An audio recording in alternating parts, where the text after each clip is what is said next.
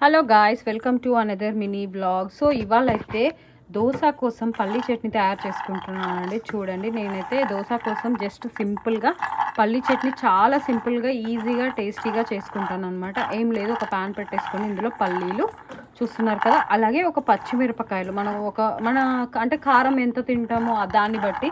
So పల్లి చట్నీ కాబట్టి కొంచెం మరీ ఎక్కువ కారం కాదు, చప్పగుంటేనే చాలా టేస్టీగా ఉంటుంది. అందుకని చెప్పేసి నేనైతే ఇలా ఒక 10 మిరపకాయల వరకు వేసుకున్నాను అనుకోండి. ఇలా వేసుకొని వీటిని బాగా వేయించుకోవాలి. అండ్ చాలామంది ఏంటి అంటే పొట్టు తీసేస్తారు పల్లీలు. సో నేనైతే పొట్టు తీయనండి, పొట్టు తీయకుండానే చేసుకుంటాను. చాలా టేస్టీగా ఉంటుంది. ఒకసారి ట్రై చేసి చూడండి, మీరు కూడా చాలా బాగా వస్తుంది. వీటిని సన్న మంట మీద మంచిగా వేయించుకున్నాం అనుకోండి, పల్లీలు బాగా వేగి చట్నీ కూడా చాలా టేస్టీగా ఉంటుంది. హై ఫ్లేమ్లో పెడితే మాడిపోతాయి, బట్ లోపల ఉడకవన్నమాట. ఇది ఫ్రెండ్స్ ఇవాల్టి వీడియో. మీ అందరికీ ఈ వీడియో నచ్చిందా? ఈ వీడియో మీ అందరికీ నచ్చితే ప్లీజ్ లైక్ చేయండి, షేర్